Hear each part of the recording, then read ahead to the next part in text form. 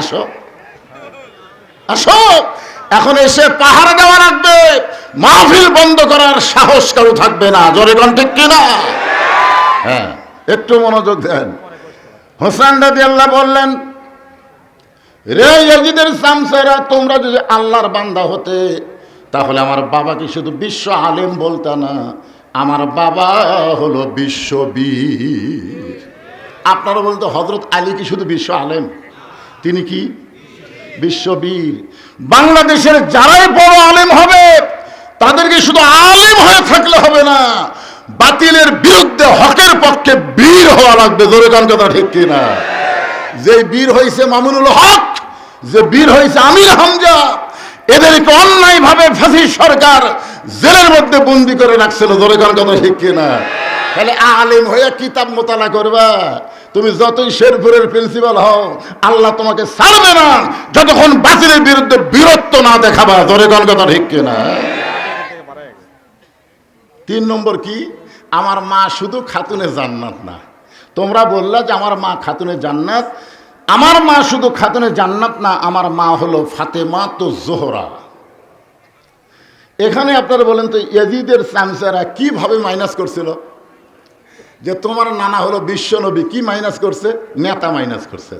তোমার বাবা হলো বিশ্ব আলেম, বীর মাইনাস করছে। তোমার মা হলো খাতুনে জান্নাত, জহুরা, এটা মাইনাস করে দিছে। আজকে আমাদের বাংলাদেশে এরকম কিছু দল আছে না নাই? তারা খালি মাইনাস করে। জোরে কোন কি করে? মাইনাস। এখন আপনারা বলেন আমাদের নবী কি শুধু বিশ্ব নবী না বিশ্ব নেতা?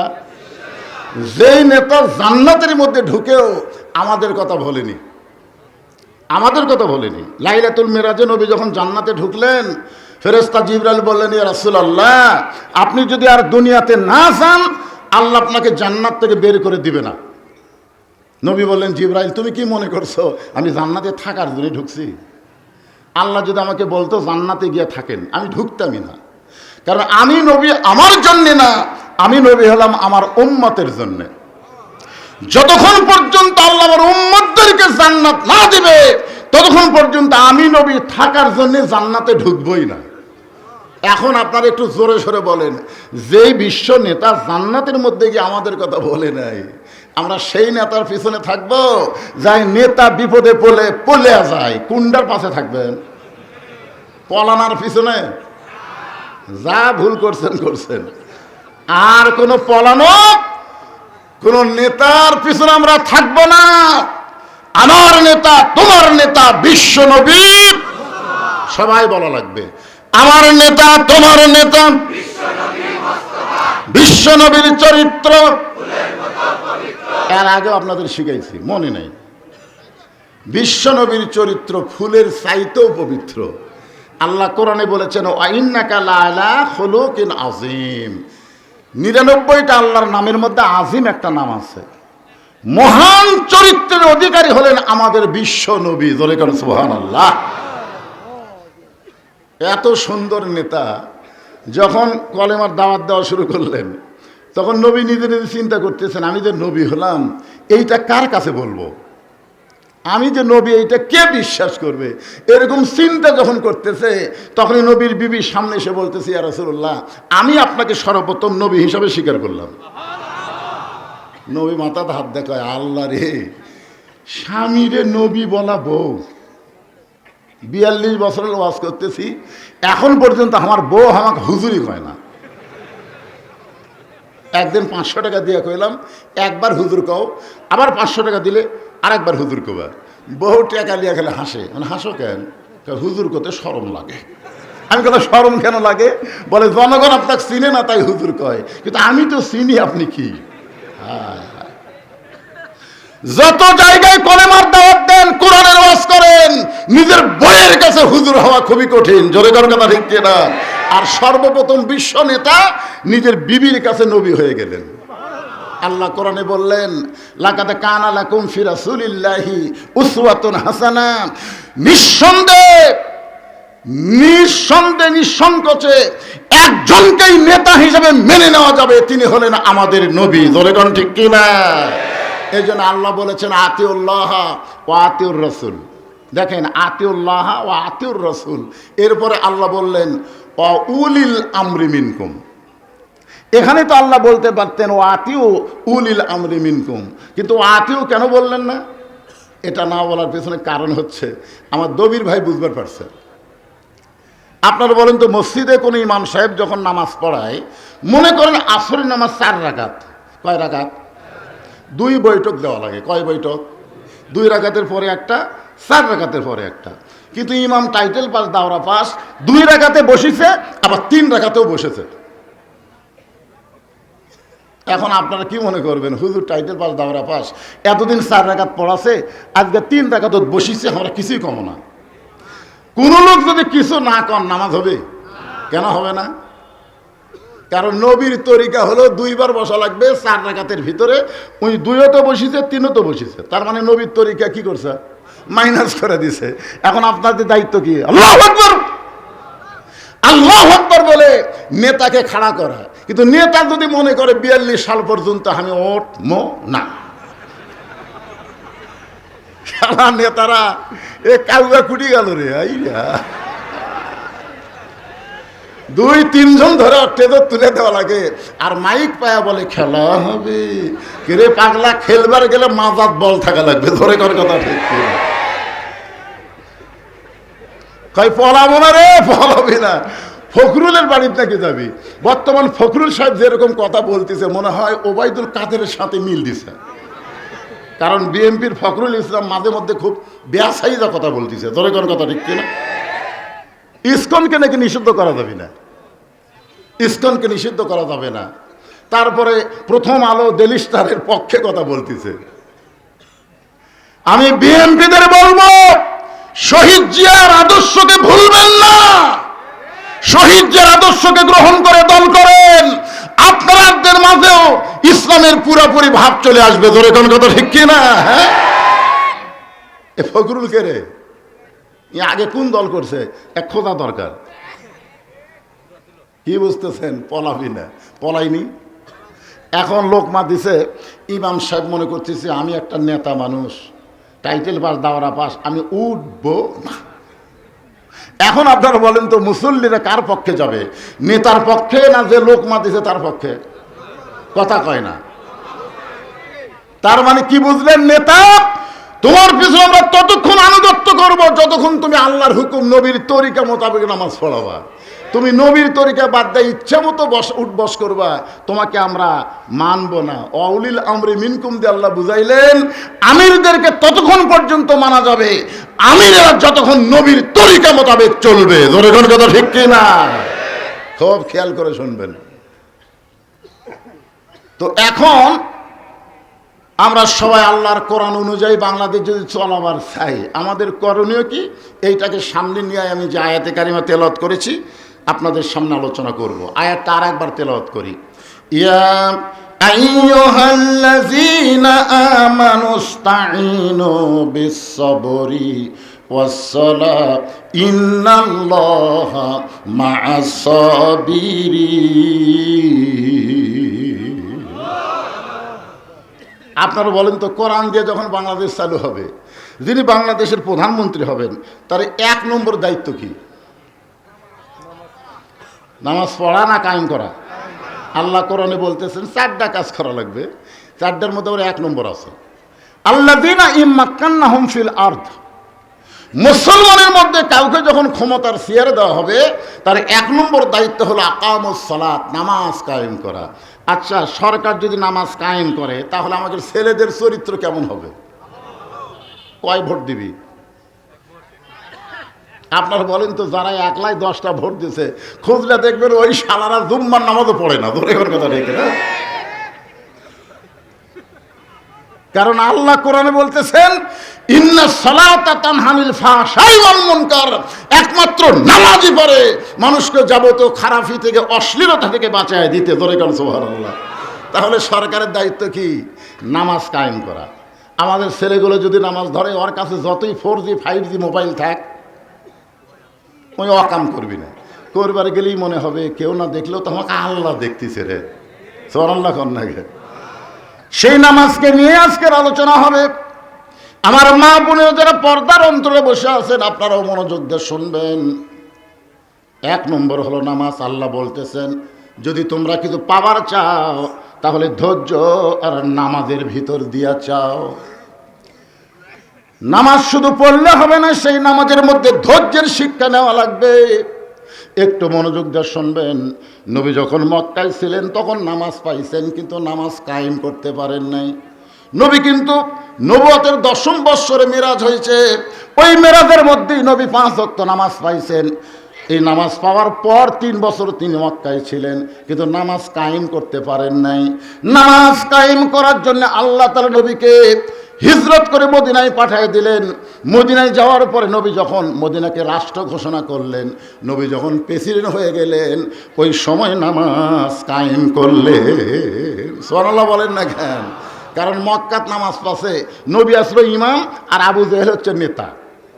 নবী দেখলো না রে, হুজুররা যত ইমাম হোক আর আবু জেহেল মার্কা মানুষ যখন নেতৃত্বের আসনে থাকবে তখন নামাজ পড়া যাবে, কিন্তু নামাজ কায়েম করা যাবে না। নামাজ কায়েম করতে গেলে কি লাগবে? ইসলামী রাষ্ট্র লাগবে ভাই, কোরআনের রাষ্ট্র লাগবে। নবী নামাজ কায়েম করলেন। আসরের নামাজ, 5 ওয়াক্ত নামাজের মধ্যে একটা নামাজ হলো আসরের নামাজ। যেরকম কি নামাজ? আসরের নামাজ। হ্যাঁ, এই 5 ওয়াক্ত নামাজের মধ্যে আসরের নামাজের গুরুত্ব কিন্তু খুব ভালো। এই জন্য আসরকে বলা হয় সালাতুল ওস্তা। আসরের আগেও 2 ওয়াক্ত, আসরের পরেও 2 ওয়াক্ত। হযরত বেলাল আসরের আজান দিলেন। পৃথিবীর সর্বশ্রেষ্ঠ মুয়াজ্জিন হলো হযরত বেলাল। দুনিয়ার মুয়াজ্জিন আজান দেয়, সে আজান মুসল্লির কানে ঠিক মতো যায় না। আর হযরত বেলাল যখন আজান দেয়, ওই আজান আল্লাহর আরশ পর্যন্ত পৌঁছে যায়। একবার ঘড়ি দেখে না, জোরে কোন কথা বলেন? এরকম মুসল্লি আছে না নাই? আর ইমামগুলা মসজিদের মুসল্লিরা যা খায় তাই সেই মোতাবেক কাম করে। আল্লাহ নবী বলেন আজকে নামাজ দেরিতে হবে। এই বলে নবী মেহরাব থেকে ওই দুর্বল সাহাবীর দিকে যখন পা বাড়াইছে, মেহরাব থেকে নবী ওই দুর্বল সাহাবী, মসজিদ নববী বিশাল মসজিদ, ওই মেহরাব থেকে দুর্বল সাহাবীর দিকে নবী যখন যাবার চায়, এমন সময় আইন মন্ত্রী ওমর আল্লাহ নবীর সামনে দাঁড়ায় বলতেছে, ইয়া রাসূলুল্লাহ, হুজুর আপনার জুতার পরশে আল্লাহর আরশ ধন্য হয়ে গেছে, সেই নবী দুর্বলের কাছে কেন যাচ্ছেন? বরং আপনি হুকুম করেন, অক্সিয়ান দোলা করে ধরে এনে আপনার সামনে হাজির করতেছি। আপনার কি বুঝতে পারছেন আমি কি কইলাম? যে হুজুর আপনার জুতার পরশে আল্লাহর আরশ ধন্য হয়ে গেছে, আপনি কেন যাবেন? আপনি কেন হুকুম দেন ওকে এরকম শান করে নিয়ে এসে আপনার সামনে বসাচ্ছি। আল্লাহ রাসূল বললেন, ওমর মুখ সামলে কথা বলো, মুখ সামলে কথা বলো। আমি নেতা যা করবো সেটাই তোমাকে মানা লাগবে। আল্লাহ কোরআনে বলেছেন, আমার নবী যেটা করবে, মা আতাকুমুর রাসূলু ফাখুযুহু ওয়া মা নাহাকুম আনহু ফান্তাহু। আমি নবী যাবার চাচ্ছি, আর তুমি কেন তাকে আমার কাছে আনবার বলতে চাচ্ছ? তোমার 2 চোখ দিয়ে দুর্বল দেখতেছো। ইয়ানজুরু বি নূরিল্লাহ, নূরের চোখ দিয়ে একবার দেখো তো ওখানে কে বসে আছে। সুবহানাল্লাহ। 2 চোখ দিয়ে দেখতেছে দুর্বল বসে আছে, একবার 2 চোখ বন্ধ করে অন্তর্চক্ষুতে তাকে দেখো তো এই মালটাকে। সুবহানাল্লাহ। আজকে আপনার 2 চোখ দিয়ে দেখতেছেন এমপির বাড়ি পুড়িয়ে দিল, এমপির হরিণ খাইল। খেরে পাগলা, দুনিয়ার বাড়ি পুড়িয়ে দিছে, মরার পরে ওর উপর কি হবি একবার চিন্তা করো, একবার চিন্তা করো। বাংলাদেশের একটা আওয়ামী লীগ মরলে একটা লোক ইন্নালিল্লাহ পায় না, সব লোক আলহামদুলিল্লাহ কয়। ধরে কোন কথা ঠিক কিনা? আপনারা বলেন তো, কোনো মানুষ মরে গেলে জনগণ যদি আলহামদুলিল্লাহ কয়, এটা কি কষ্টে কয় না খুশি হয়ে কয়? তোরা এমন কি আকাম করলি যে মরে গেলে মানুষ ইন্নালিল্লাহ না কয়, আলহামদুলিল্লাহ কয়? অন্তরে চক্ষু দিয়ে তাকায় দেখেন, দুনিয়ার বাড়ি যখন পুড়ে দিছে, মরার পরে কবরের খবর কি হবে একটাবার মুসলমানের চিন্তা করার দরকার আছে না? কিন্তু যেদিন ডাক পড়িবে কবর মাঝে যাইতে, জোগাড় কিছু করছো বন্ধু তার মাঝে বিছাইতে। সব এই মুরব্বী দেখ, মুরব্বী দেখছেন কবরের কথা হচ্ছে এবারে।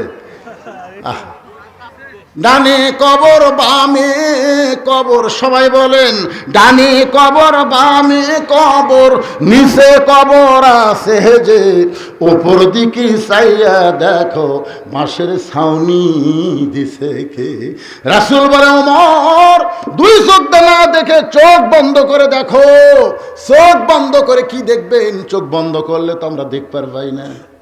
হুজুর এটা আমার বাসা, 2.5 কোটি টাকা খরচ করে তৈরি করছি, হুজুর দোয়া করেন। আমি বললাম ভাইজান এটা বাড়ি? কয় না হুজুর এটা আমার বাসা। চোখ খুলে দেখতেছে বাসা। যদি বলেন চোখ বন্ধ করো, একটাবার চোখ বন্ধ করো। ও যখন চোখ বন্ধ করছে আর কানের কাছে আমি বলতেছি এ দুনিয়ার বাড়ি ঘর একদিন হইয়া যাবে পর, যাইতে হবে অন্ধকার কবর। দেখি চোখের পশমের তলতে পানি আসছে, দেখে কান্দিস কে? কয় না হুজুর এটা আমার বাসা লয়। তাহলে এইটা কি? বলে এই পারে তোর বসত বাড়ি, ওই পারে তোর বাসা। এই দুনিয়ার বাড়ি হলো বসত বাড়ি, কিছুদিন আপনি বসত করতে পারবেন কিন্তু চিরস্থায়ী থাকতে পারবেন না। মুসলমানের আসল বাড়ি হলো জান্নাত। জোরে কোন কথা ঠিক কি না? আল্লাহর বান্দারা আমাদের আসল বাড়ি জান্নাতে যদি আমরা যাবার চাই, একটু মনোযোগ দিয়ে শোনেন। সঙ্গে সঙ্গে হযরত ওমর চোখ বন্ধ করে ওই দুর্বল সাহাবীর দিকে তাকাইছে। চোখ বন্ধ করে অন্তর চক্ষু দিয়ে যখন তাকায়, ওমর ফারুক কাঁপতে কাঁপতে কাঁপতে কাঁপতে ঠাস করে পড়ে যায়। ওমর ফারুক আর দাঁড়িয়ে থাকতে পারে না। ওমর ফারুক যখন পড়ে গেছে, সাহাবীরা বলতেছে ইয়া রাসূলুল্লাহ হযরত ওমর কি দেখে কেমন করে পড়ে গেল? রাসূল বলতেছেন কি দেই কেমন ভাবে পড়ে গেল আমি বলবো না, কিন্তু যখন পরে ওমরের হুঁশ হলে ওমরের মুখ থেকে তোমরা শুনে নিও। ধরে কোন সুবহানাল্লাহ। আমার কথা কি বুঝতে পারতেছেন? এরকম দেখে কাঁপতে কাঁপতে কাঁপতে কাঁপতে ঠাস করে পড়ে গেছে। তো সাহাবেরা বললেন ইয়া রাসূলুল্লাহ ওমর ফারুক কি দেখে পড়ে গেল? রাসূল বললেন আমি বলবো না, কারণ আমি তো আর দেখিনি। দেখছে কে? এই তো সারা জীবন ব্যবসায় থাকবি না, হুঁশ যখন ফিরে পাবে তখন তোমরা জিজ্ঞাসা করো এমন কি ওমর দেখলো যে এটা দেখার পরে এমন করে পড়ে গেল। আজকে আপনার চোখ বন্ধ করে দেখেন, সবাইকে বলতে যে চোখ বন্ধ করে দেখেন, আগডম বাগডম ঘোড়াডম সাজে ঢাকঢোল লোক ঝাঁঝর বাজে।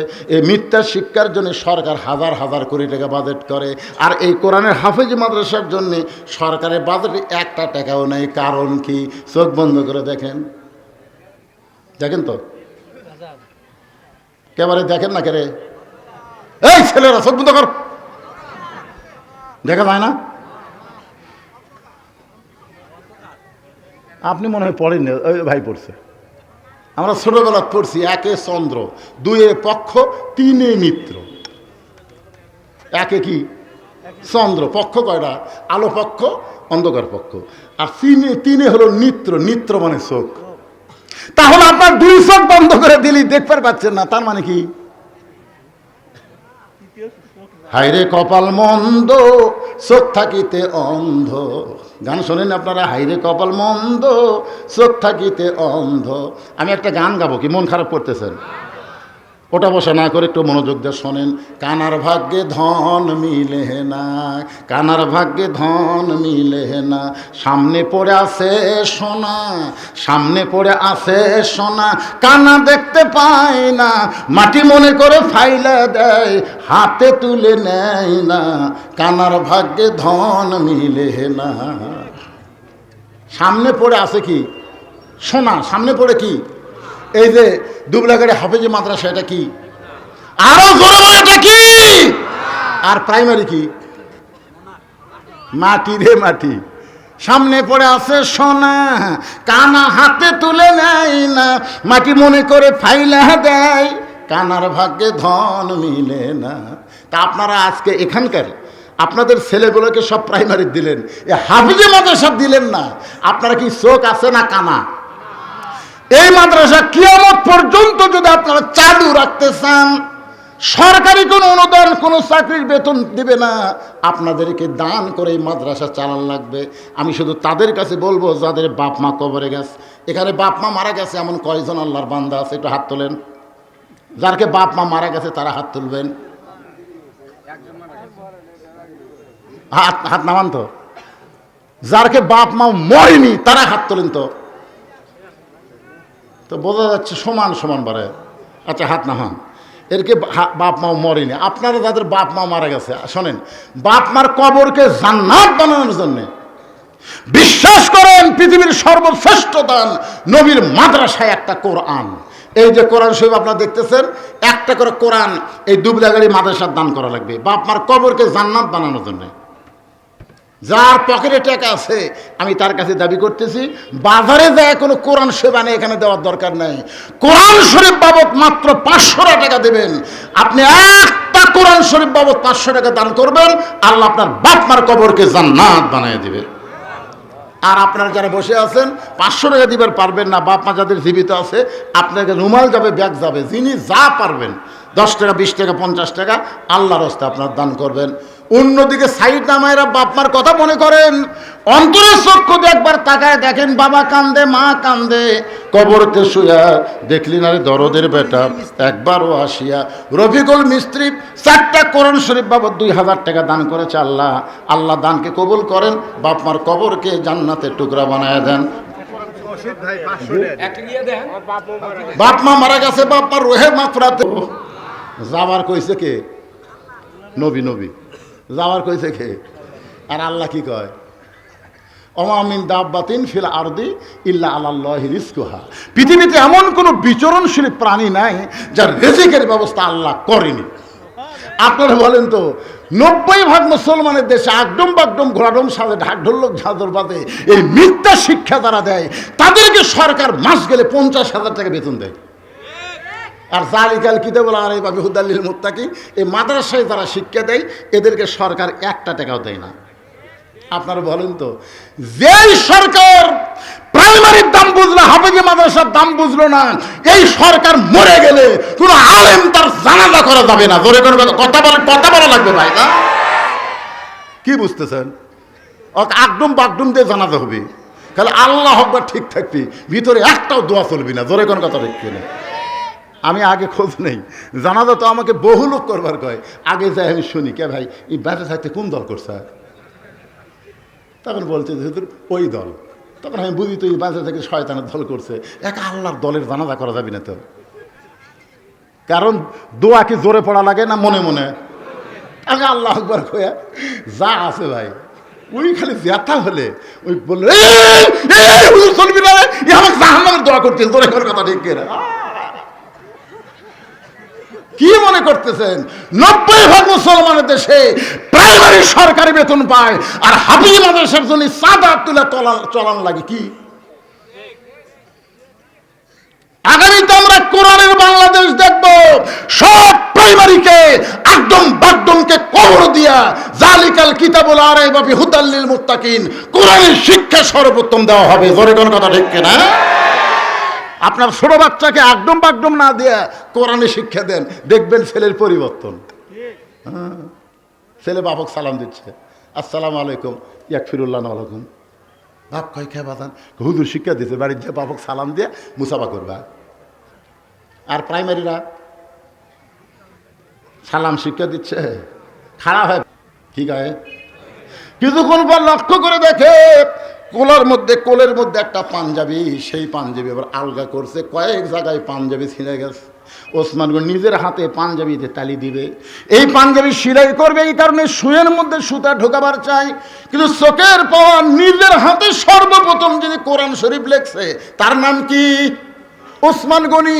জের জবর নক্তা সব কিছু ঠিক মতো দেওয়ার কারণে তার চোখের পাওয়ার একটু কমে গেছে, যার কারণে সুইয়ের মধ্যে সুতা ঢোকাবার পারতেছে না। সুই ধরে এইরকম সুতা এদিক দিয়ে যায় এদিক দিয়ে যায়, গরিব মনে মনে কয় এরকম 1000 জুব্বা কিনা ওসমান গনি গায়ে দিবার পারবে। আর নিজে যখন পারবে না দর্জির কাছে দিবে, কি কৃপণের কৃপণ, নিজেই জুব্বা সেলাই করবে, কিন্তু সুইয়ের মধ্যে সুতা ঢোকাবার পারতেছে না। গরিব সাহেব রাগ করে বলে ওসমান ভাই। ওসমান তাকাই বলতেছে আসসালামু আলাইকুম, কখন আইছেন? বলে এই দিয়ে যাচ্ছিলাম। আপনি সুইয়ের মধ্যে সুতা ঢোকাবার পারতেছেন, আমি একটু ঢুকাই দেই। ওসমান গনি বলে ভাই তাহলে বড় তো উপকার হয়। এর গরিব সাহেব সুইটা নিয়ে যেই মাত্র সুতা ঢুকাই দিছে, ওসমান গনি খপ করে হাত ধরছে। গরিব বলে আমার হাত ধরলেন কেন? বলে তুমি আমার সুয়ের মধ্যে সুতা ঢুকায়া আমাকে সেরা পাঞ্জাবি সেলাই করার সুযোগ করে দিলে, এর বিনিময়ে তুমি কি চাও? গরিব মনে মনে করে যে দেখা 3 বার দেখছি, এর মতন কৃপণ দুনিয়াতে নেই, কি দিবে? গরিব রাগ করে বলতেছে হাত খালি ছেড়ে দেন, আমি চলে যাই। ওসমান গনি বলতেছে ভাইজান এত বড় উপকার করেছো, তোমাকে খালি তো যাবার দেব না, বলো তুমি কি চাও? গরিব বলতেছে আমার কোনো কিছুর দরকার নাই। ওসমান গনি ডাক দেয় বলে ম্যানেজার।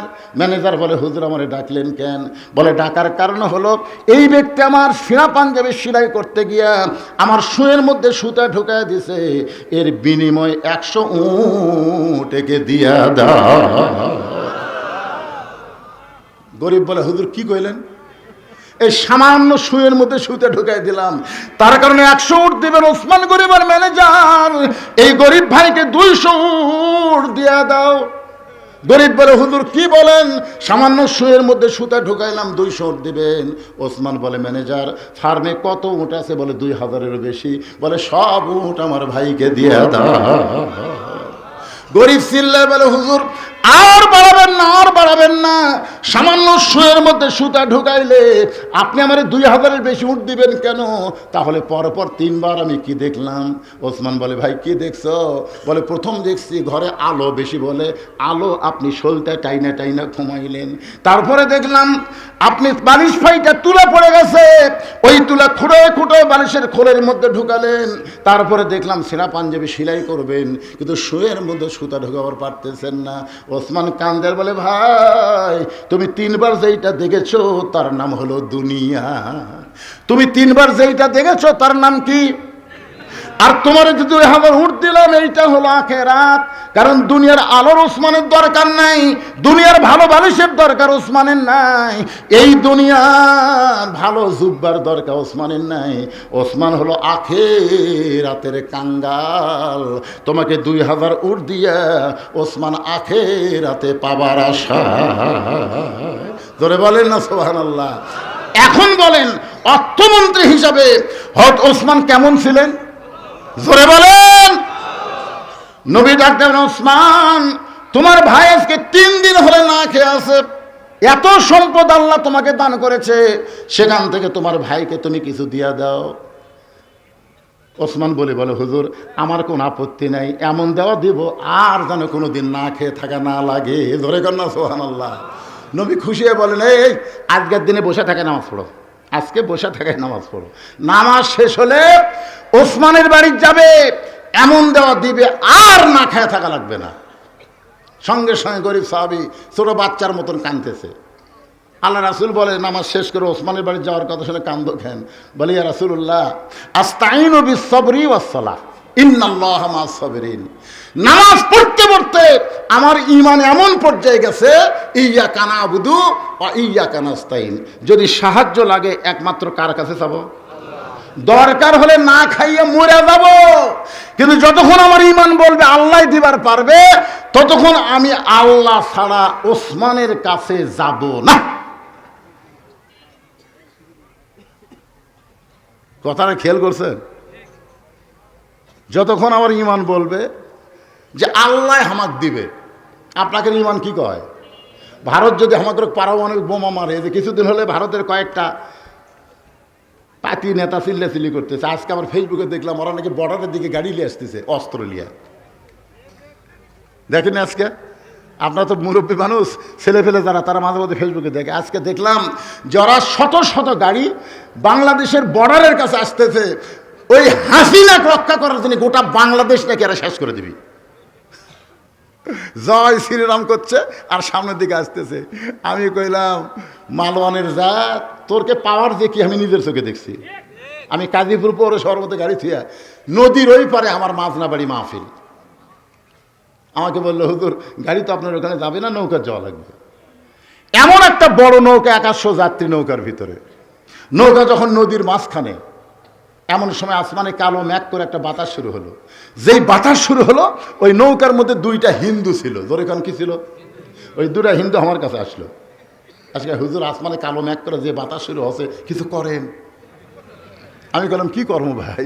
বলে হুজুর আজান দেন। আমি কইলাম কে রে ভগবানের জাত, তোরা মুসলমান আজান কেমনি বুঝিস? হুজুর আমাদের বাড়ি হলো মুসলমান এলাকা, এরকম বিপদ যখন আসে আমরা ভগবান ভগবান করে মুখের ফ্যানটা তুলি, কাম হয় না। কিন্তু ওই মসজিদের মুয়াজ্জিন একবার আজান দিলে কমে যায়, 2বার দিলে ভালো হয়। হুজুর আজান দেন হুজুর। আমি বললাম তোকে ভগবান কি কর হুজুর, ভগবান কোনোদিন সব জাগাত, ভগবান জাগাত, আর মুসলমানের আল্লাহ হলো সব জাগাত। জোরে কোন ঠিক কিনা? তোরা ভগবানের জায়গা ছেড়ে আল্লাহর জায়গাতে আসলে ফেরত যাওয়ার পারবো? খালি আসিয়া দেখ, খালি আসিয়া দেখ। সিলেটের শাহজালাল গৌর গোবিন্দকে যেভাবে তাড়াইছে, আশা করা যায় বেশি বকওয়াস করলে ভারতীয় মুসলমান, বাংলাদেশেও মুসলমান, পাকিস্তানেও মুসলমান, সব মুসলমান একত্র হয়ে পৃথিবীর মানচিত্রে কোনো মালওয়ান থাকবে না। ধরে কোন কথা ঠিক কিনা? তোদের গোষ্ঠী লিল্লাহে তাকবীর, ওদের গোষ্ঠীর নাম হলো নমরুদ। জোরে কোন নাম কি? নমরুদ। খালি বারবার বলে ইব্রাহিম যে আগুন জ্বলাছি রে, যে আগুন জ্বলাছি, খালি একবার তাকে দেখতো, তুই পড়া মাত্রই ছাই রে। ইব্রাহিম নবী একবারও তাকায় না। আল্লাহ কয় ইব্রাহিম এতবার নমরুদ তাকাবার কয়, তুই একবারও তাকাস না কেন? ইব্রাহিম বলতেছে হাসবি আল্লাহ নিমাল ওয়াকিল ও নিমাল মাওলা ও নিমান নাসির। আল্লাহ আমি তোমার দিকে তাকায় আছি, আমি তোমার দিকে তাকায় আছি আল্লাহ, আমি আগুনের দিকে তাকানোর টাইম পাচ্ছি না। আল্লাহ কয় এতবার যখন বলতেছি একবার তাকা। ইয়ানজুরুবি নূরিল্লাহ, সুবহানাল্লাহ বলেন। ইমানের নূরের চোখে ইব্রাহিম নবী তাকায় দেখে আগুনের চুলাকে আল্লাহ তাআলা শান্তির বাগান বানায়া দিছে। তো ভারতের হিন্দুরা যখন আমাকে পারমাণবিক বোমা মারবি, মনে করেন মানলো, বিমানের থেকে মানলো, বাংলাদেশে পড়েই মিষ্টি তরমুজ হয়ে গেল। আচ্ছা, আমাদের জাতির পিতার জন্য যদি আগুনের সেই লেলিহান শিখাকে শান্তির বাগান আল্লাহ বানাবার পারে, তাহলে মালওয়ানের বাচ্চাদের পারমাণবিক বোমাকে আল্লাহ তরমুজ বানাবার পারবি না? মানে মাটি যেই পড়েছে তরমুজ, বোমা পড়ে তরমুজ হলো। আমাকে অনেক সন্তানেরা তরমুজ খাবার পাচ্ছে না, বাড়ির থেকে বটি চাকু লিয়ে যায়, কাটতিছে আর খাচ্ছে, কাটতিছে আর খাচ্ছে। দূর থেকে দূরবীন যন্ত্র দিয়ে অনুবীক্ষণ দিয়ে দেখতে, কে রে আমরা মান্য বোমা, এরা কাটিয়ে খায়। আরে ভগবানের জাত, এরা হলো আল্লাহর দল। ধরে কোন কথা ঠিক কিনা? তাহলে আসে দেখ, আমি কইছি কমেন্টে তোমরা বর্ডার খুলে দাও, বর্ডার খুলে দাও, খালি ঢুকুক। শাহজালাল ইয়ামিনের বংশধরকে দেখে যাক। ধরে কোন কথা ঠিক কিনা? এক খাজা মঈনুদ্দিন চিশতি রহমতুল্লাহ চাপাত পড়ে পিতি রাজ্যে হারে পলে গেছে। ধরে কোন কথা ঠিক কিনা? এই সারা মালওয়ানের জাতিরা বোঝে না যে আল্লাহর জাতির কি ক্ষমতা। খালি আসা দেখ রে পাগলার, আসা দেখ। কি মনে করতেছেন জীবন দিব, কিন্তু মাওলানার কাছে আমরা ঈমান দিব না। ধরে কোন কথা ঠিক কিনা? মরে গেলে সে মরে না। আবু সাইদ মারা গেছে, আপনার বলেন তো মরছে? মরেনি। আমার এক চাচাতো ভাই ছেলে হয়েছে, আমার কয় ভাইজান আপনি হুজুর মানুষ, একটা ভালো নাম রাখেন তো, আমার ছেলের নাম ভালো। আমি বললাম তোমার ছেলের নাম রাখো আবু সাইদ। যেই কোছে আবু সাইদ কি খুশি, ভাই আমার মনই নাই, আমার ভাই ছেলের নাম তো আবু সাইদ। আমার পাড়াতে আরো 3টা ছেলে জন্মিছে, সবার নাম তো আবু সাইদ। আমি বাড়ি বাড়ি যা করলাম, কেড়ে পাগলা আরো আছে তো, মুগ্ধ আছে, ইয়ামিন আছে, ওই নাম তো না হুজুর আবু সাইদই থুই। যে কয়টা ছেলে জন্মিচ্ছে সবগুলার নাম হচ্ছে আবু সাইদ। আমার এক খালার তার মেয়ের আবার একটা মেয়ে হয়েছে। আমার কয় বাবা তুমি তো আলেম মানুষ, একটা মেয়ের ভালো নাম বলো তো। আমি বললাম খালা একটা ভালো নাম আছে হাসিনা। সেই কোসে হাসিনা। খালা কয় তুই আলেম না জালেম রে? আমি তোকে বললাম একটা ভালো নাম তো, আর তুই হাসিনা কোস? এই তুই জানিস না হাসিনা একটা খুনি? আমি তখন বললাম আল্লাহ রে, হকের পক্ষে যারা জীবন দিয়েছে তারা কোনোদিন মরে না, আর হাসিনা বেঁচে থাকতো মরে গেছে মানুষের অন্তর থেকে। জোরে কোন কথা ঠিক কিনা? কি মনে করতেছে? আল্লাহ কোরআনে বলেন ওয়ালা তাকুলু লিমান ইউকতালু ফি সাবিলিল্লাহি আমওয়াতুন বাল আহইয়াউ ওয়ালাকিন লা তাশউরুন। একটা জিনিস খেয়াল করবেন, আমি আপনাদের শেরপুর কম ওয়াজ করছি, বহু ওয়াজ করছি। আমাকে তুলে দেয় রাত 9:30টায়, ওয়াজ শেষ হয় 12টায়, কিন্তু আজকে আমাকে তুলে দিছে 11টায়। এই জন্য কেউ যাচ্ছে, কেউ উঠতেছে, কেউ হাঁটতেছে, আমি কোনো কথাই বলতেছি না। যা পারিস কর তোরা, কারণ টাইম মতো তুলে দেয়নি। এই আব্দুর রহমান আমাকে দাওয়াত দিয়েছে 2 তারিখের। জোরে কোন কয় তারিখের? কথা কন না কেন ভাই? ওর কাছে একটা কাগজ আছে, আমি দাওয়াত গ্রহণ করছি 2 তারিখের দাওয়াত। এখন ঘড়ির দিকে তাকে দেখেন 3 তারিখ। এখন আপনারা কোন 2 তারিখের দাওয়াত দিয়ে 3 তারিখে খাটাই নেওয়া ঠিক আছে? এই জন্য কেউ যদি যান চলে যান, চলে যান। এরা মাইকেও করছে মাহফিল হবে 2রা ডিসেম্বর। জোরে খান কথা ঠিক কিনা? 12টার পরে 3রা ডিসেম্বর হচ্ছে। মন চাই চলে যান তো। আপনার যত চলে যাবেন আমি তত তাড়াতাড়ি শেষ করে পারবো। জনগণ কবে লোক উঠে গেছে, আমার কি দোষ? মসজিদের মুতল্লির চামচা হচ্ছে। একটু মনোযোগ দেন। যেই মাত্র নবী বলেছে আবু বকর তোমার সঙ্গে আমার গোপন কিছু গল্প আছে, সঙ্গে সঙ্গে সমস্ত সাহাবীরা বাহিরে চলে গেছে। আল্লাহ নবী বলেন আবু বকর তুমি কি বলতে পারো এমন কি আমল করেছো যে আমল করার কারণে আরশের আল্লাহ তোমাকে সালাম দেয়? যেই কইছে আবু বকর ঠাস করে পড়ে গেছে। রাসূল বলতেছে আরশের আল্লাহ তোমাকে সালাম দেয়। এই কথা শোনার পরে তুমি খুশি হবা, এমন করে কাঁদতে কাঁদতে পড়ে গেলে। আবু বকর বলে হুজুর আমি জানি না হুজুর, এই অধমের এমন কি আমল যে আমলের কারণে আল্লাহ আমাকে সালাম দিল, আমি তো জানি না হুজুর।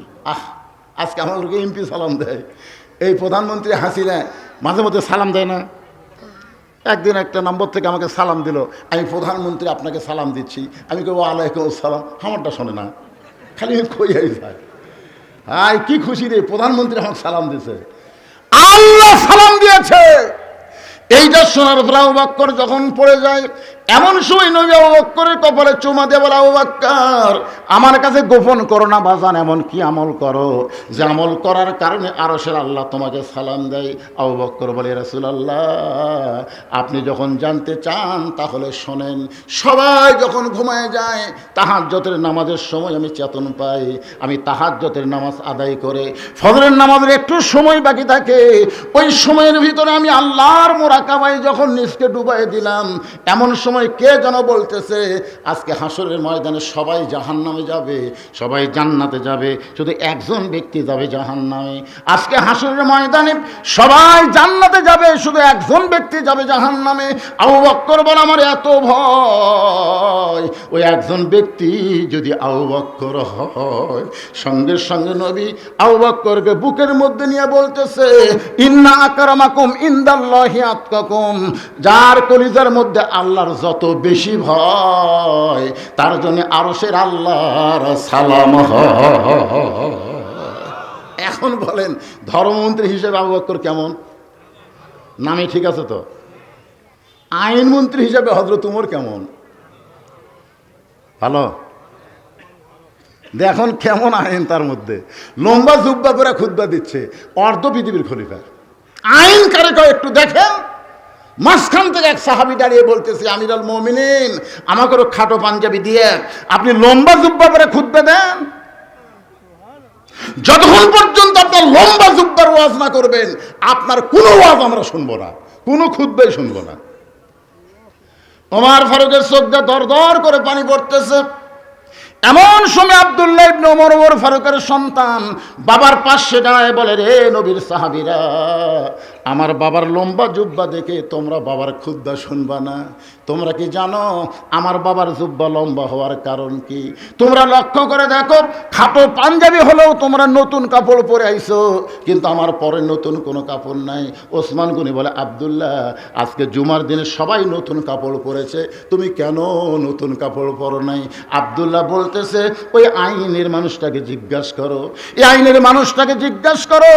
সবাই যখন ঘুমিয়ে গেছে ওই মানুষটা আমার দরজায় গিয়ে বলে আব্দুল্লাহ আব্দুল্লাহ দরজা খোল। আমি দরজা খুলে দেখি বাবার হাতে একটা পাঞ্জাবি। আমি খুশি হয়ে বললাম বাবা একটা পাঞ্জাবি বাইতুল মাল থেকে আমারে দিছে, আর একটা গভীর রাত্রি দিবে রাইছেন। ওমর ফারুক বললেন ইন্নাল্লাহা ইয়ামুরুকুম আন তুআদ্দুল আমানাতি ইলা আহলিহা ওয়া ইযা হাকামতুম বাইনান নাস আন তাহকুমু বিল আদল। আব্দুল্লাহ রে আমি তোকে আর একটা পাঞ্জাবি দিবার আসি নাই, এই পাঞ্জাবিটা আমার ভাগে পড়ছে বাজান। এখন এই ছোট পাঞ্জাবি গায়ে দিয়ে আমি কেমনে খুতবা দেই? তা আব্দুল্লাহ বলে আমি কি করব? বলে তোরে যেইটা পাঞ্জাবি দিছি ওইটা আমার দান করে দে বাজান। আব্দুল্লাহ আপনি হলেন অর্ধ পৃথিবীর খলিফা, আপনি অর্ধ পৃথিবীর খলিফা হয়ে বেটার কাছে দেওয়া পাঞ্জাবি লিখেছেন, আপনি আর একটা নেন।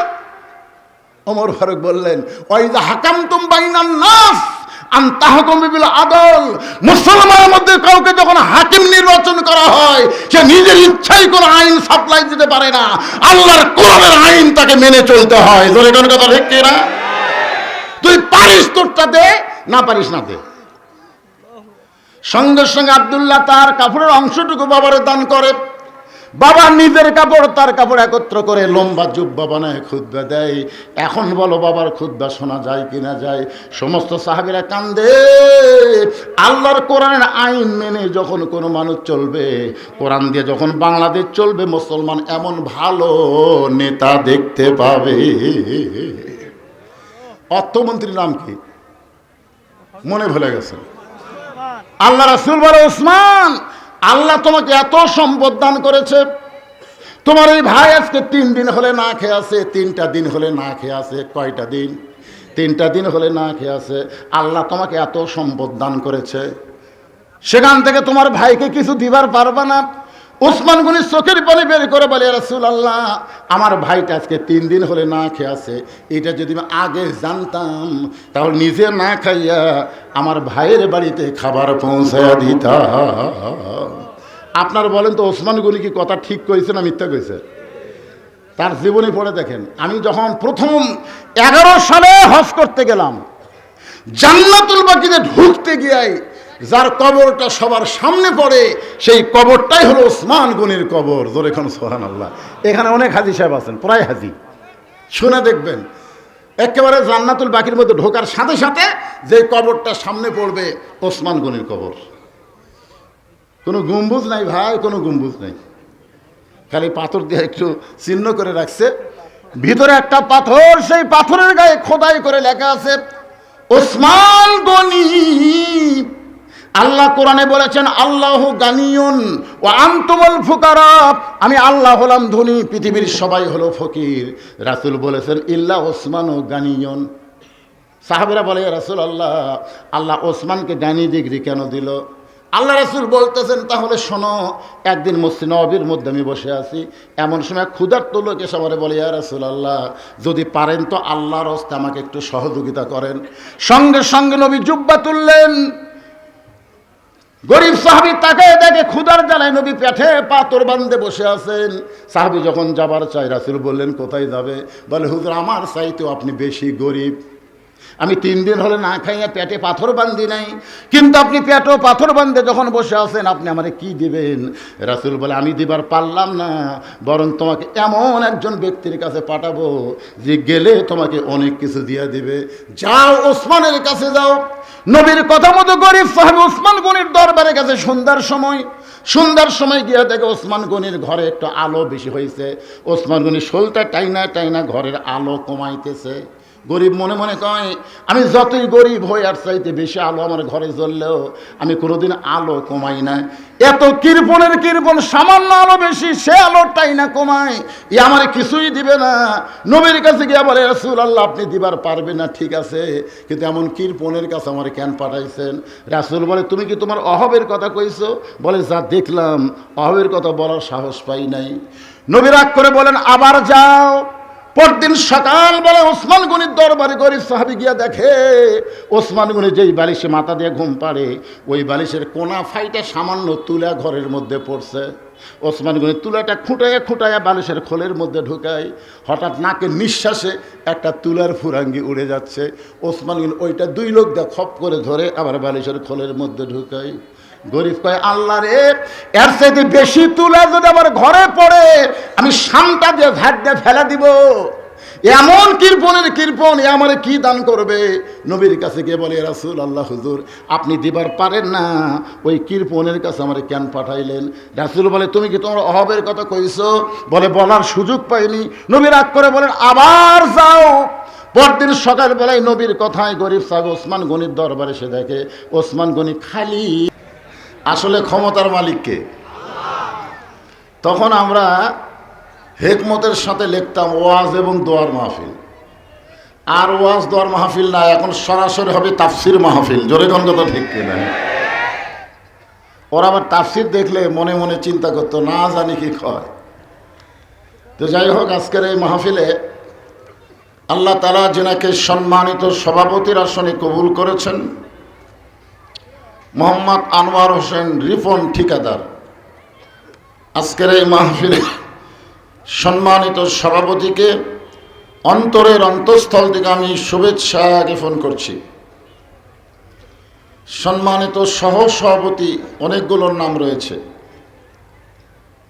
সম্মানিত প্রধান অতিথি, সম্মানিত প্রধান মেহমান, দুইজনই আপনাদের অত্যন্ত পরিচিত মানুষ। একজন হলেন আলহাজ মোহাম্মদ জানে আলম খোকা, আমার মামা। মানুষ খোকা হলেও কিন্তু আমার মামা। আমাদের কাহলুতে ছোট বাচ্চারে খোকা কয়, খোকা। এখন মামার নাম তো আর খোকা নাই, বড় হয়ে গেছে আলহামদুলিল্লাহ। আজকের এই মাহফিলের সম্মানিত প্রধান মেহমান আমার ভাইজান আলহাজ মোহাম্মদ মৌলানা মোহাম্মদ দবিবুর রহমান। আমন্ত্রিত অতিথি আলহাজ মোহাম্মদ শফিকুল ইসলাম সহ সম্মানিত অতিথিবৃন্দ যিনারা রয়েছেন, সকলকেই অন্তরের অন্তঃস্থল থেকে আমি শুভেচ্ছা জ্ঞাপন করছি। সম্মানিত ওলামাই কেরাম, আপনাদের মাঝে মাঝে যে সমস্ত আলেম ওলামা বসে আছেন, আছে না নাই? মঞ্চে উপবিষ্ট আছেন। মাগরিবের নামাজের পর থেকে এত রাত পর্যন্ত কোরআন হাদিসের আলোকে অত্যন্ত গুরুত্বপূর্ণ আলোচনা করে আপনাদেরকে শোনাইছেন। আলেম ওলামা সহ আজকের এই মাহফিলের বক্তাগণকে অন্তরের অন্তঃস্থল থেকে আমি শুভেচ্ছা জ্ঞাপন করছি। এই মুহূর্তে আমার সামনে যারা বসে আছেন, অনেকে জায়গা না পাওয়ার কারণে দাঁড়িয়ে আছেন। আমি কি বলবো, জায়গা না পাওয়ার কারণে ইচ্ছা করে পিছনে কি বসার পরিবেশ আছে? নাই। তো যাই হোক, যারা বসে আছেন এবং যিনারা দাঁড়িয়ে আছেন, আমি সকলকেই অন্তরের অন্তঃস্থল থেকে শুভেচ্ছা জ্ঞাপন করছি। আমার সম্মানিত মা বোনেরা, পর্দার অন্তরালে বসে যারা আলোচনা শুনতেছেন, তাদেরকেও শ্রদ্ধা জ্ঞাপন করে এই মুহূর্তে জানতে চাচ্ছি আপনারা সকলে কেমন আছেন? আলহামদুলিল্লাহ রব্বিল আলামিন। যে আমার কিছুদিন হলে একটু অসুস্থ, ওদের শুরুর 15 মিনিট, মানে শুরুর থেকে কয় মিনিট, 15 মিনিট আমার গলায় খালি খুসখুস করে। আমি কোনো কথাই মনে হয় বলতে পারবো না, কিন্তু গলাটা যখন গরম হয়ে যায় আর এই খুশখুশি থাকে না। দোয়া করবেন সবাই। চা তো আমি তেজে খাই না রে ভাই। আগে থেকে আমি একটা নিয়ম করেছি যে কোরআনের মাহফিলে চা সেই দিনে খাবো যেদিন আমার সামনে বসা শ্রোতারা 1 কাপ করে পাবে। তা আপনাদেরও ভাগ্যে চা নাই, আমারও খাওয়া নেই। তবে চার বদলে একটু গরম পানি দিছে, গরম পানি। অসুবিধা আছে? আলহামদুলিল্লাহ। যে আল্লাহ আমাদেরকে, মাইকের সাউন্ড একটু কমে দেন তো, ভম ভম বেশি করতেছে। যে আল্লাহ আমাদেরকে শারীরিক সুস্থতা দান করে মানসিক প্রশান্তি লাভের জন্য আজকের এই জান্নাতের বাগানে কবুল করলেন, আমরা সে আল্লাহর উপরে খুশি না বেজার? তাহলে জবান খুলে সমস্বরে সকলে বলবো, রব্বানা লাকাল হামদ হামদান কাসীরান তাইয়িবান মুবারাকান ফীহি। আমরা প্রশংসা করলাম কার? কেন করলাম? এমনি এমনি? আল্লাহর প্রশংসা করার বহু কারণের মধ্যে 1 নম্বর কারণ হলো আমাদেরকে আল্লাহ হিন্দু না বানায়া মুসলমান বানাইছে। হিন্দুর ঘরে কবুল না করে মুসলমানের ঘরে আল্লাহ কবুল করেছেন। বাংলাদেশের 3 দিকে হিন্দু দেশ আছে না নাই? যাকে আমরা বলি ভারত। এই ভারত কিছুদিন হলে খুব গরম দেখাচ্ছে, গরম, ঠিক কিনা বলে? ওদের ধারণা আমরা সংখ্যায় বেশি, মুসলমানের সংখ্যা কম। আরে মালওয়ানের বাচ্চারা শুনে না, সংখ্যা দিয়া ইমানের বিচার হয় না। জোরে কোন কথা ঠিক কিনা? কারণ তোমরা তাকে ভগবান বলো, ভগবানের ভ বাদ দিলে গবানের কোনো অর্থ ডিকশনারিতে নেই। গবানের গ বাদ দিলে বান মানে বন্যা, দুনিয়ার কোনো মানুষ চায় না। বা বাদ দিলে নো মানে ভগবান নাই। অনেকে বলবেন হুজুর ভগবান নাই করেন আপনি, তাহলে আপনারা দুর্গা পূজার সময় মূর্তি পাহারা দিলেন কেন? আমি ওয়াজ করার সাথে সাথে একজন খাড়া হয়েছে, ওই শালা হলো গুজব লীগ। জোরে কোন কি লীগ? এখনো কিন্তু মাহফিলে কিছুটা আফসোস লীগ, গুজব লীগ, হতাশা লীগ সাইডে সাইডে থাকে। জোরে কোন থাকে কি থাকে না? ও আমারও বলতেছে হুজুর যদি ভগবান নাই থাকে তাহলে আপনারা মূর্তি পাহারা দিলেন কেন? আমি কইলাম 6 আগস্টে বাংলাদেশে কোনো মূর্তি ছিল না, সব মূর্তি ভাঙ্গা দিয়েছে। জোরে কোন কথা ঠিক কিনা? মুসলমানের মধ্যে কেউ মূর্তি বানালে আমরা সেইটা রাখবো না, কারণ আমাদের জাতির পিতা হলো হযরত ইব্রাহিম। জোরে কোন ঠিক কিনা? ইব্রাহিম আলাইহিস সালাম কি মূর্তি পাহারার লোক না ভাঙ্গার লোক? তা আমরা দিলাম কেন? আমি বললাম আমরা মূর্তি পাহারা দেইনি, আমরা ষড়যন্ত্র পাহারা দিয়েছি। জোরে কোন কথা ঠিক কিনা? কারণ ওই ভারত যে কোনো একটা অজুহাতে ভারতের অনেক মুসলমান আছে তাদেরকে নির্যাতন করতে পারে। পৃথিবীর যেখানেই মুসলমান থাক আমরা চাবো আল্লাহ যেন তাদেরকে ভালো রাখে। জোরে কোন ঠিক কিনা? আমরা আল্লাহর প্রশংসা করার কারণ হলো আল্লাহ কোনো ভগবানের দলে, ঈশ্বরের দলে, গডের দলে না পাঠাইয়া সরাসরি আল্লাহর দলে আমাদের কবুল করেছেন। খুশি না বেজার? আল্লাহু লা ইলাহা ইল্লা হুয়াল হাইয়ুল কাইয়ুম। যদি মন চায় আলিফ বাদ দেন লিল্লাহি মা ফিস সামাওয়াতি ওয়াল আরদ, আবার যদি মন চায় আর একটা লাম বাদ দেন লাহুল মুলকু ওয়া লাহুল হামদ, আবার যদি মন চায় লাম বাদ দেন হুয়াল্লাহুল্লাযী লা ইলাহা ইল্লাহু। ভাগ্য করে এমন একটা আল্লাহ পাইছি যার সব কিছু বাদ দিলেও আল্লাহ বাদ পড়ে না। মুসলমানের আল্লাহ হলো সদা বিরাজমান। জোরে কোন ঠিক কিনা? খুশি না বেজার? সেই আল্লাহর দলে ইসলামকে গ্রহণ করে মুসলমানের ঘরে আল্লাহ আমাদের কবুল করেছেন। এই জন্য শুকর গুজার করছি। সকলে বলি আলহামদুলিল্লাহ। আছেন আমার মুক্তার, আছেন আমার বারিস্টার, সেই বিচারের হাইকোর্টেতে তিনি আমায় করবেন পার। আমি পাপী রাসূল জাবিন্দার। এমন একজন নবী আমরা পাইছি যাকে আমরা বললাম সাল্লি আলা সাইয়্যিদিনা মুহাম্মদ। তিনি শুধু আমাদের নবী না, তিনি হলেন আমাদের নেতা। হযরত হুসাইন রাদিয়াল্লাহু তাআলা আনহু যখন বসে আছেন, এমন সময় ইয়াজিদের কিছু লোক হুসাইন রাদিয়াল্লাহর কাছে এসে বলতেছেন যে খামাখা গন্ডগোল করে লাভ কি? যেরকম দীর্ঘদিন হাসিনা বলেছে বাংলাদেশে যারা কোরআনের শাসন চায় এরা গন্ডগোল করে। আসলে বলেন তো, কোরআন দিয়ে যারা বাংলাদেশ চালাবার চায় তারা কি গন্ডগোলের লোক? জোরে বলেন, তারা কি গন্ডগোল চায়? এই যখন হাসিনা পলায় গেল, আপনারা বলেন তো কোরআনের দলের কোন একটা কর্মী গন্ডগোল করছে? কারা করছে? কারা করছে? আমাদের কাহালুতে আওয়ামী লীগের সমস্ত ব্যবসা প্রতিষ্ঠান কেড়ে নিছে, পুড়ে দিছে, এর মধ্যে একটাও কোরআনের দলের মানুষ নেই। এনারা গন্ডগোল চায় না, এনারা শান্তি চায়। ধরে কোন ঠিক কিনা? তো ইয়াজিদের লোকজন এসে বলছে যে হোসাইন খামাখা গন্ডগোল করে লাভ কি? তোমার নানা হলো বিশ্ব নবী, তোমার বাবা হলো বিশ্ব আলেম, তোমার মা হলো খাতুনে জান্নাত। ইয়াজিদের লোকেরা বুঝাইতেছে যে তুমি গন্ডগোল কেন করবা? তোমার নানা হলো বিশ্ব নবী, তোমার বাপ হলো বিশ্ব আলেম, তোমার মা হলো খাতুনে জান্নাত। এমন একটা ঘর থেকে আল্লাহ তোমাকে দুনিয়াতে পাঠাইছে, খালি বসে থাকলেই তুমি হাদিয়া পাবা। হাদিয়া হাদিয়া। আজকে বাংলাদেশে পীর সাহেবের আছে না নাই? আপনারা বলেন তো, এরা কি ইসলামী আন্দোলনের পক্ষে না বিপক্ষে? কেন? 3 দল সব সময় ইসলামী আন্দোলনের বিপক্ষে। তার মধ্যে একটা দল হলো ধর্ম নিয়ে যারা ব্যবসা করে। জোরে কোন কথা ঠিক কিনা? 2 নম্বর হলো যারা পুঁজিপতি, কোরআনের আইন চললে সুদ বন্ধ হবে, যাকাত ভিত্তিক অর্থনীতি চালু হবে। জোরে কোন কথা ঠিক কিনা? ওরাও বিরুদ্ধচারণ করে। আর একটা হলো ইয়াজিদের মতন রাষ্ট্রীয় শক্তি, এরা সবসময় মনে করে যে কোরআন চালু হলে তো আমাদের দিন শেষ। কয় শ্রেণী কইলেন? সঙ্গে সঙ্গে হোসাইন দাঁড়িয়ে গেলেন। এতক্ষণ কি আছিলেন? বসে আছিলেন। এবার দাঁড়িয়ে বললেন, রে ইয়াজিদের চামচারা। কার চামচা?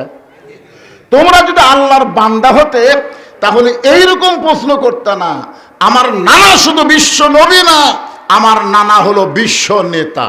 সোনলাখন আপনারা বলেন তো, আমাদের নবী কি শুধু বিশ্ব নবী না বিশ্ব নেতা?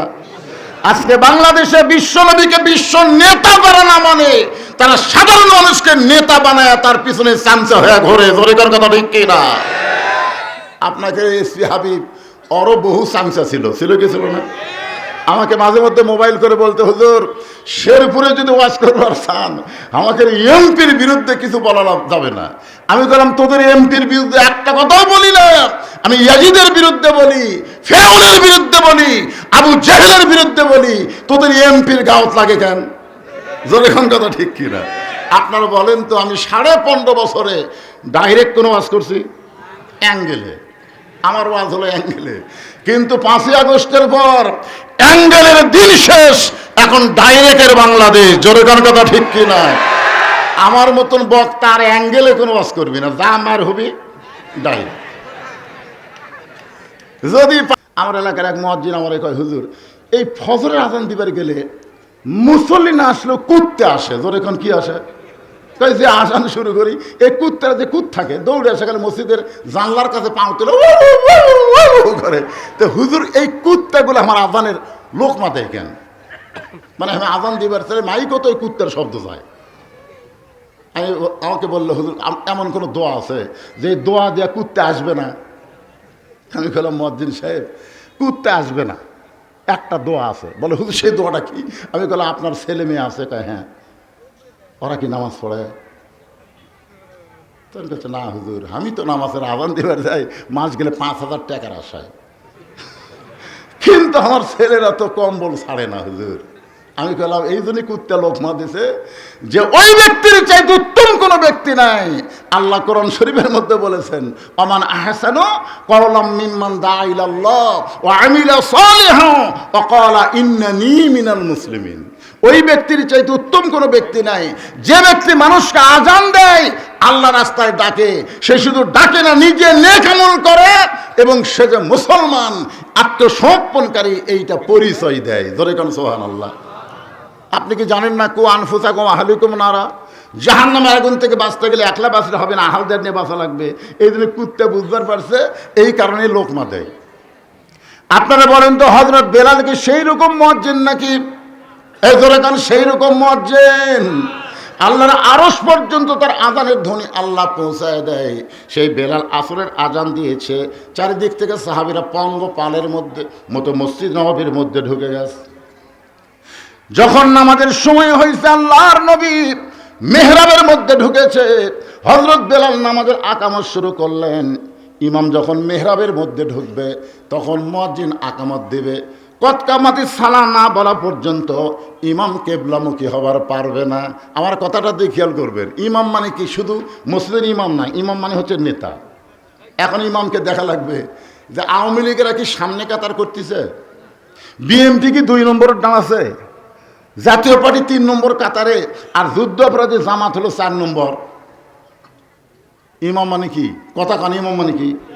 দেখা যাচ্ছে একটা কালো মানুষের কাছে একটা ফর্সা মানুষ দাঁড়াবার চাচ্ছে না, একটা গরিবের কাছে একটা ধনী দাঁড়াবার চাচ্ছে না।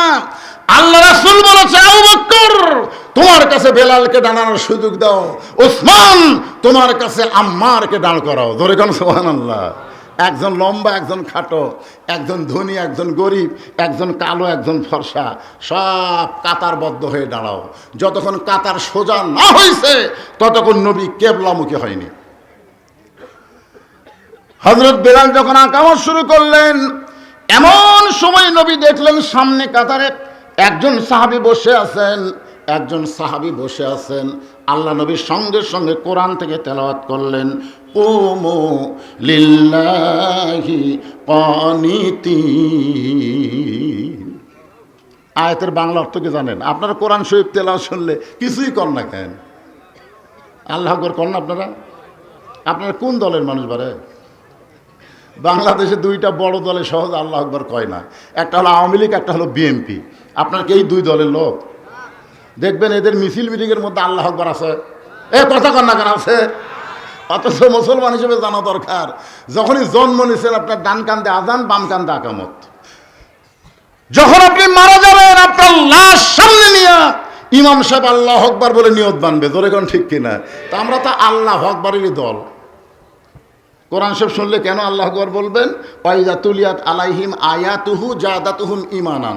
আল্লাহর কোরআনের তেলাওয়াত শুনলে আল্লাহ মানুষের ঈমান বাড়ায়া দেয়। এই জন্য যখনই কোরআন তেলাওয়াত হবে জোরে পারেন আসতে পারেন আল্লাহু আকবার বলবেন। তবে জোরে বললে শয়তান বেজার হয়, এত জোরে দৌড় দেয়, রাসূল বলেছেন শয়তানের পিছন দিক দিয়ে বাতাস বের হয়। এই জন্য একটু আল্লাহু আকবার বলতে আপনাদের আপত্তি আছে? লিল্লাহি তাকবীর। আল্লাহ নবী বললেন কুমু লিল্লাহি কানিতিন, দাঁড়াও।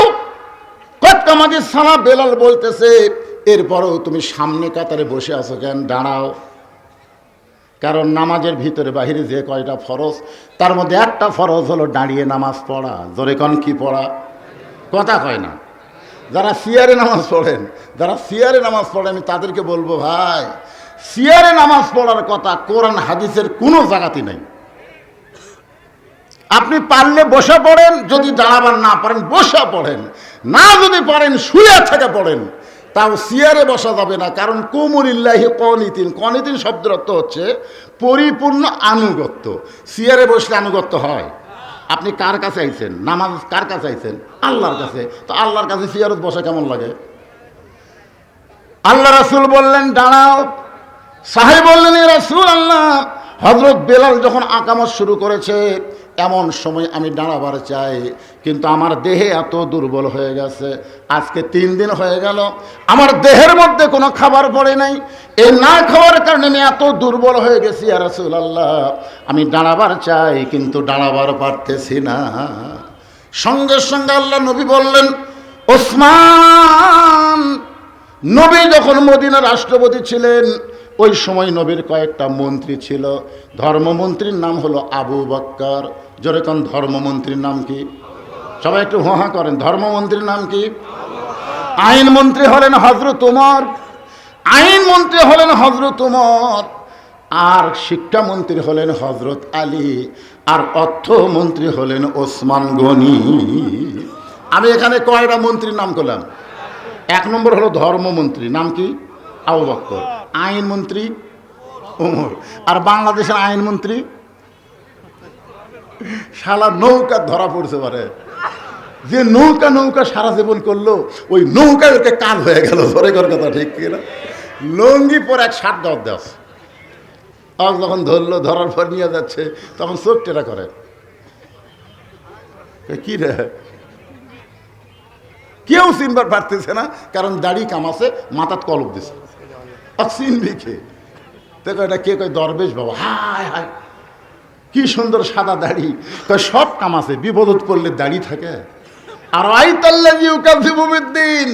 এই হলো ধর্মের নামে মিথ্যাবাদী, যারা মাথায় টুপি দিয়ে মুখে দাড়ি রাখে আবার বিপদে কামায় ফেলে। ধরে ধরে কথা ঠিক কিনা?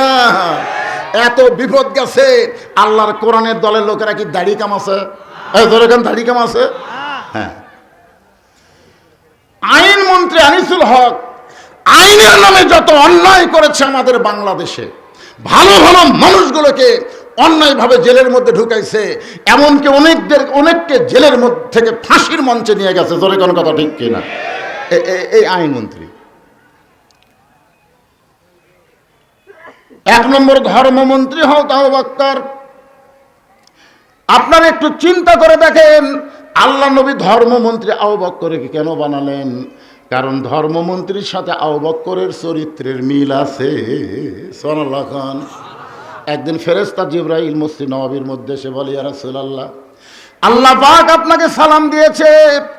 সঙ্গে সঙ্গে নবী খুশি হয়ে বললেন ওয়া আলাইকুমুস সালাম ইয়া আল্লাহ। জিবরাইল বলতেছি ইয়া রাসূলুল্লাহ, শুধু আল্লাহ পাক আপনাকে সালাম দেয়নি, আপনার ধর্মমন্ত্রীকেও আল্লাহ সালাম দিয়েছে। নবী বলেন, জিবরাইল, আল্লাহর ওহী নিয়ে তুমি আমার কাছে আসো। তুমি না হয় আল্লাহর সালাম আমাকে দিলে, কিন্তু আমার আবু বকরের কাছে আল্লাহর সালাম কে দিবে? জিবরাইল বলতে, তো হুজুর আমার যাওয়ার সুযোগ থাকলে আমি দিতাম, কিন্তু আমার তো যাওয়ার সুযোগ নাই। এখন আল্লাহর সালাম আপনাকেই আবু বকরের কাছে পৌঁছাতে হবে। আল্লাহ রাসূল বললেন, জিবরাইল, কোন আমলের কারণে আরশের আল্লাহ আবু বকরকে সালাম দেয় তুমি কি বলতে পারো? জিবরাইল বলতেছে, ইয়া রাসূলুল্লাহ, আমি জানি না। রাসূল বলতেছে, আমিও জানি না। জিবরাইল বলতেছে, হুজুর আপনিও জানেন না, আমিও জানি না কোন আমলের কারণে আল্লাহ আবু বকরকে সালাম দেয়। যদি আপনি জানতে চান তাহলে একটু তদন্ত করে জেনে নেন। দুনিয়ার সবাই যখন ঘুমায় গেছে, এমন সময় আল্লাহ নবী আবু বকরকে কেন আল্লাহ সালাম দিছে এইটা তদন্ত করার জন্য চুপি চুপি আবু বকরের বাড়ির কাছে গিয়ে দেখে ঘরের ভিতর থেকে ছোট বাচ্চার মতন ফোঁফায় ফোঁফায় কাঁদতেছে। কে কান্দে এমন করে? আর একটু জানলার কাছে গিয়ে নবী কান ফেলায় শোনে, যে কাঁদতেছে সে আর কেউ না, 1 নম্বর জান্নাতি হযরত আবু বকর। এই দুনিয়াতে 10 জনকে জান্নাতের সার্টিফিকেট দেওয়া হয়েছে। কয়জন আপনারা জানেন না? আশারে মুবাশশারা জানেন? নাম জানেন? খালি 10 জন সাহাবী কলে হবে না, এদেরকে নামও জানা লাগবে। এই ছেলেরে, ভারতের কয়টা নায়ক নায়িকা তাই তোমরা কবর করো। মেসি নেইমারের নাম তোমাদের ভিতরে মুখস্থ থাকে। আর আশারে মুবাশশারা ইমাম মালিক বলেছেন, এই 10 জন সাহাবীর নাম সবসময় যারা মুখস্থ বলতে পারবে, ওই ব্যক্তিরা যখন মৃত্যুর বিছানায় দুর্বল হয়ে পড়বে, এই 10টা সাহাবীর রুহানি তাওয়াজ্জুহ আল্লাহ তার প্রতি নাজিল করে ইমানের কলেমা তার মুখে আল্লাহ জারি করে দিবে। কয়জন? নাম কোন? 1 নম্বর আবু বকর, 2 নম্বর ওমর, 3 নম্বর ওসমান, 4 নম্বর আলী, 5 নম্বর আব্দুর রহমান ইবনে আউফ, 6 নম্বর হলো জুবাইর, 7 নম্বর তালহা, 8 নম্বর সাদ ইবনে আবি ওয়াক্কাস, 9 নম্বর হলো আবু সাঈদ, আর 10 নম্বর হলো উবাদা ইবনুল জাররাহ। আল্লাহ রাসূল বলেছেন, আমার সমস্ত উম্মতের নেকি যদি এক পাল্লায় দেওয়া হয়, আর আবু বকরের 1 রাতের নেকি যদি অন্য পাল্লায় দেওয়া হয়, সমস্ত উম্মতের নেকির চাইতে আবু বকরের নেকির ওজন বেশি হবে। সেই মানুষ কাঁদতেছে। আশ্চর্য! কেরে সবাই ঘুম পাড়ে, আমার আবু বকর এমন করে কান্দে কেন? নবী কিছুই বললেন না। ফজরের নামাজ পর সালাম ফিরাই নবী সাহাবীর দিকে মুখ ঘুরালেন। নবী মুখ ঘুরাই দেখে আবু বকরের চোখ 2টা রক্তের মতন লাল। রাসূল বলে, আবু বকর, তোমার সঙ্গে আমার গোপন কিছু গল্প আছে। যেই মাত্র রাসূল বলেছেন তোমার সঙ্গে আমার গোপন কিছু গল্প আছে, সমস্ত সাহাবীরা মসজিদ থেকে বের হয়ে যাচ্ছে। জোরে কান সুবহানাল্লাহ। যেই বলছে তোমার সঙ্গে আমার গোপন কিছু গল্প আছে, সাহাবীরা বুঝতেছে যে আমরা থাকলে তো আর গোপন গল্প হবি না। এই জন্য সব সাহাবী মসজিদ থেকে বের হয়ে যাচ্ছে। নেতা কারে কয় চিন্তা করেন। এখন যদি ইমাম সাহেব বলে, মুয়াজ্জিন সাহেব তোমার সঙ্গে আমার গোপন কিছু গল্প আছে, তখন মুসল্লিরা বলবে, হুজুর তাহলে মুয়াজ্জিনকে নিয়ে আপনি বাইরে যান।